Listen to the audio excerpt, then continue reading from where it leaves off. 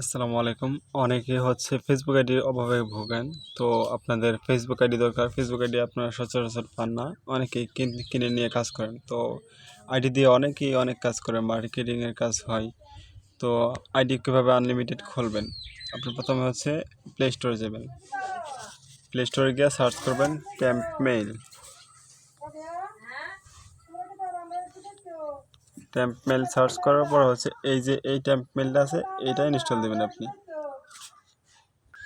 তো এটা ইনস্টল হলে আপনি হচ্ছে ফেসবুকে যাবেন। ফেসবুক লাইটে সবসময় কাজ করবেন, সবচেয়ে সুবিধা হবে। ফেসবুক লাইটে গিয়ে আগের যে আইডি আছে ওটা লগ আউট করবেন।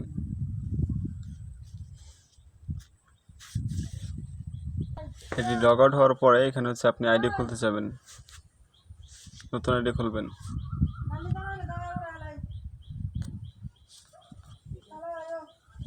নতুন অ্যাকাউন্ট তৈরি করুন। পরবর্তী এখানে হচ্ছে নাম দিবেন, যে কোনো নাম।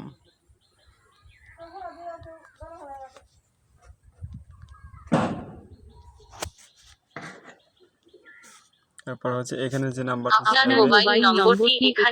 এই নাম্বারটা ইমেল দিয়ে সাইন আপ করণে ক্লিক করবেন। করার পরে হচ্ছে আপনি ওই ট্যাম্পমেইল অ্যাপ যে ইনস্টল করেছিলেন ওই ট্যাম্পমেইলে ঢুকবেন।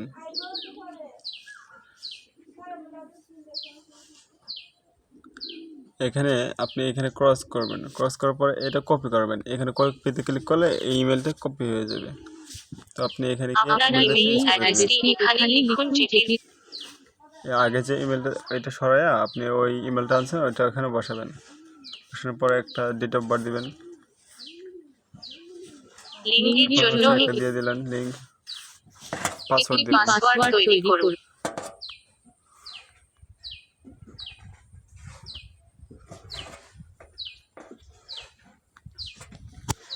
সব আইডিতে এক পাসওয়ার্ড দেওয়ার চেষ্টা করুন, তাহলে হচ্ছে আপনার আইডি হারানোর ভয়তে কম থাকবে।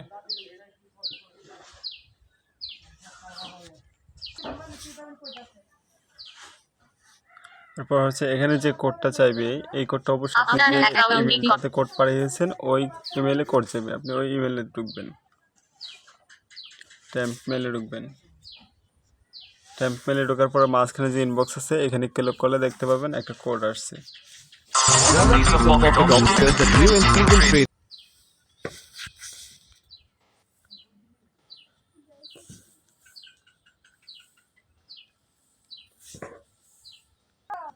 ইনবক্সে আসলে এখানে দেখা যাচ্ছে একটা কোড আসছে, কোডটা ওইখানে গিয়ে দিবেন 60 40 8।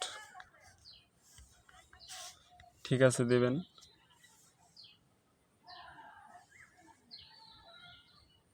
তারপর হচ্ছে এগুলা তো বুঝেনি কি করবেন। এই যে আইডি একটা হয়ে গেল। তো এভাবে আনলিমিটেড। এখন যদি আপনি আরেকটা আইডি খুলতে চান তো একইভাবে এটা লগ আউট দিয়া আপনি আবারও এখানে হচ্ছে আপনি জিমেলটাতে যাবেন, ইমেলে গিয়ে এখানে ওই যে উপরে চেঞ্জ লেখা আছে চেঞ্জ দিয়ে কনফার্ম করবেন।